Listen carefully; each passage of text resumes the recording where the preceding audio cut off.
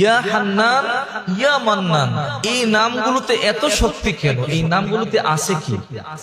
এই নামগুলো কার? আর এই নামগুলো তো আল্লাহর, এই জন্যই এই নামগুলোতে এত পাওয়া।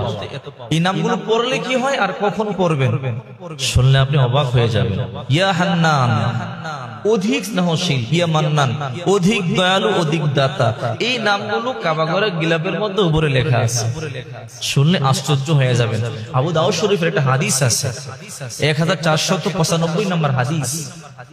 ইয়া মান্নান, অধিক দয়ালু, যিনি চাওয়ার আগেই প্রয়োজন মিটায় দেয়।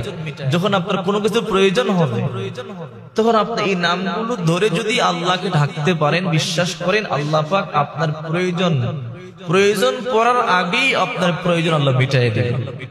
মনে করেন আপনার চাকরি দরকার, এক সপ্তাহ পরে, এর আগে আল্লাহ আপনার চাকরির ব্যবস্থা করে দেবে। আপনার ভিসা দরকার, এক মাস পরে, এর আগে আল্লাহ ব্যবস্থা করে দিতে পারে। আল্লাহ চাইলে সব কিছুই করে।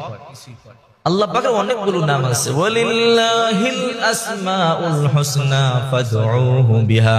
আল্লাহ পাক রব্বুল আলামিন বলেন, আমার অনেকগুলো নাম আছে সুন্দর সুন্দর, তোমরা যে নাম খুশি ওই নাম দিয়ে আমাকে ডাকতে পারো।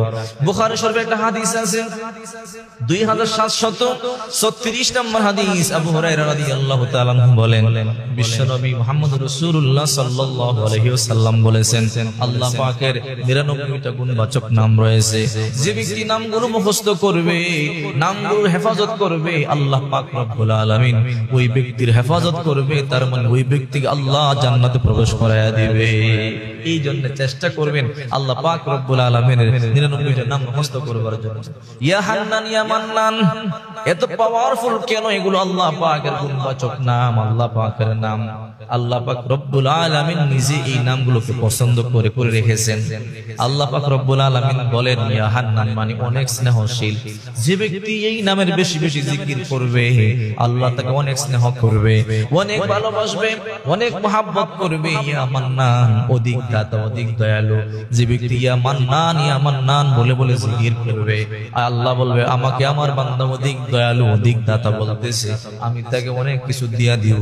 তো আপনার মনে যা চাবে তখন। ইন্নাল্লাহা আলিমুম বিযাতিস সুদূর। আপনার মনে কি আছে না আছে, আপনার অন্তরে, দুনিয়ার কেউ জানুক না জানুক, আল্লাহ ভালো করে জানে। আল্লাহ পাক তখন বলে, হে ফেরেশতারা দেখো আমার বান্দা ইয়া মান্নান দয়ালু দাতা বলে বলে ডাকতেছে, আমি নাকি অধিক দাতা, আমি নাকি অনেক দিতে জানি। যেহেতু আমার বান্দা আমার কাছে চাইতেছে, আমি তাকে অধিক দেব। তার ভিসা দরকার, ভিসার ব্যবস্থা করে দেব। তার চাকরি দরকার, চাকরির ব্যবস্থা করে দেব। তার মনে যে আশা আছে সে আশা আমি পূর্ণ করে দেব। এই জন্য এই দুটি নামের জিকির যদি করে আপনি আল্লাহর কাছে কোনো কিছু চান, আল্লাহ অবশ্যই আপনার চাওয়াকে পূর্ণ করে দেবে। আপনি আল্লাহর কাছে এই দুইটি নামের জিকির করে আপনি আল্লাহর কাছে যা চাবেন আল্লাহ তাই দেবেন। হাতেম তাইয়ের কাছে এক ব্যক্তি এসে 5 দিনার চেয়েছে, 5 দিনার। হাতেম তাই বলে তাকে 500 দিনার দিয়ে দাও। একজন ব্যক্তি মাত্র 5 দিনার চেয়েছে, 500 দিনার দিয়েছে। আরে আর আল্লাহ কি গরিব নাকি? একটা মানুষ 5 টাকা চাইলো, 500 টাকা দিয়ে দিল। একটা মানুষ যদি এত পরিমাণে দিতে পারে একটু চাইলে, তো আমার আল্লাহ কি গরিব নাকি? আমার আল্লাহ তো গরিব না। আমার আল্লাহ যদি সুইয়ের যে মুখের মধ্যে পানি উঠে, যদি একটা সুই আপনি পানিতে চুবিয়ে দেন, এর মুখের মধ্যে যেই পরিমাণ পানি আসবে, 1 ফোঁটা পানি এতটুকুন পরিমাণ যদি আল্লাহ পাক আমাদেরকে ঢেলে দেয়, আমরা নিয়ে কুলাতে পারবো। ঠিক আছে, আল্লাহর বান্দারা তো কোনো কিছু কমে না। এই জন্য আল্লাহ পাক রব্বুল আলামিন বলেন, মান আমিলা সলিহাম মিন যাকারিন আও উনসা ওয়া হুয়া মুমিন فلنحيينه حياة طيبة ولنجزينهم أجرهم بأحسن ما كانوا يعملون। যখন কোনো মানুষ নেক আমল করবে অবশ্যই আল্লাহ তার প্রতিদান দিবে, অবশ্যই প্রতিদান দিবে।